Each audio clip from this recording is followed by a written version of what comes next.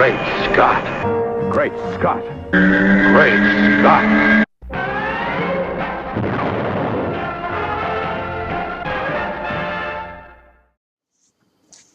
Hello everyone, and welcome to another edition of Great Scott. I'm Scotty V, and thanks for watching.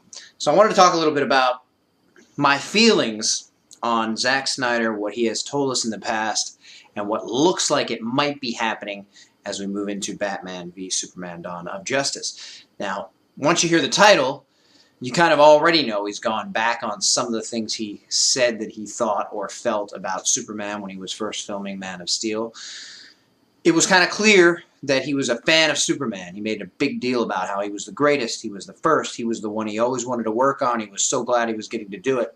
He wanted to express Superman in a way that hadn't been done before, and he really wanted to show this super powerful superhero as being the greatest and the first. And that's kind of what we got with Man of Steel. And now, with Batman v Superman, we are sort of being led to believe that this is going to be a physical battle between Batman and Superman. In which case, as I've already said, that doesn't make any sense just in general. And yes, they do those kind of things in the comics. Usually they have a reasoning behind them, a way that maybe somehow Batman can stand toe-to-toe with Superman. But in general, if they were both of sound mind and if they were both in this, able to control what they were doing, Superman wouldn't have any issue with Batman in any way whatsoever.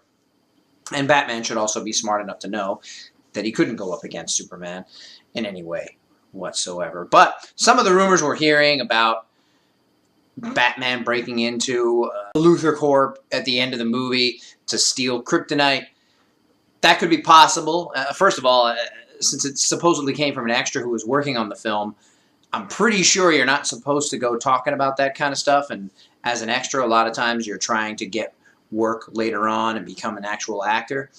I did a lot of extra work, didn't really lead anywhere, but when you're doing it, you're hoping that someone will see you, someone will sign you, someone will talk to you about something else, someone will give you vouchers to get you into SAG, these kinds of things. So going off then and talking about plot details that are supposed to be secretive is probably not going to help your career, although if you're a closed source and nobody knows your name or reports your name, I guess that would be all right. But anyway, Zack also said there wasn't going to be any kryptonite. That doesn't necessarily mean forever. And I would expect that kryptonite would be introduced at some point. I don't like a Batman sneaking in to Luthor Corp to get it, because that seems to indicate that he still doesn't trust Superman and he thinks that he should be the one that's going to stop him. Also, I always hated that Lex in the original movies somehow knew that kryptonite was going to be something that was going to hurt Superman. First of all, he didn't know it was kryptonite.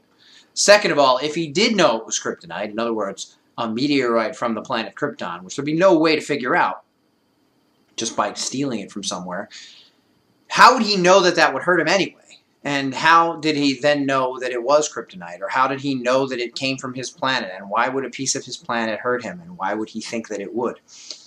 I understand, oh, well, Lex is a genius, but that still doesn't explain how he could know all of that stuff, or how anybody would know that, or how they would know exactly where it came from, or that it came from Superman's planet. The other thing that we do seem to have an idea that's happening, and that is Bruce Wayne is rescuing children in broken down Wayne Corp housing units of some kind, or businesses that are owned by Wayne, somewhere during destruction.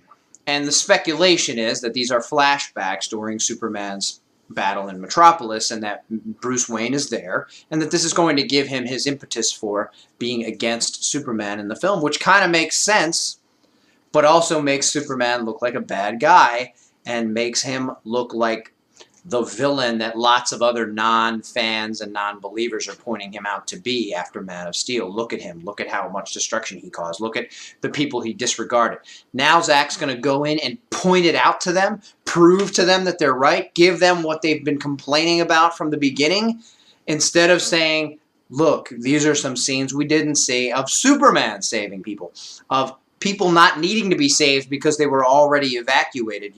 Most of that part of the city ran out of there when the gravitron beam started hitting everybody. So I'm a little concerned And, you know, his little laugh when someone asked him in 2012 who would win between Batman and Superman. It's just a silly question. This is Superman we're talking about. Batman has no shot. And now it kind of seems like maybe he's going back on that. But I think I've said a lot of this before, but we do have some of these interesting rumors going around. Some of it I kind of like the idea of, but I don't like making Superman look like the bad guy. Thanks, everybody, for watching.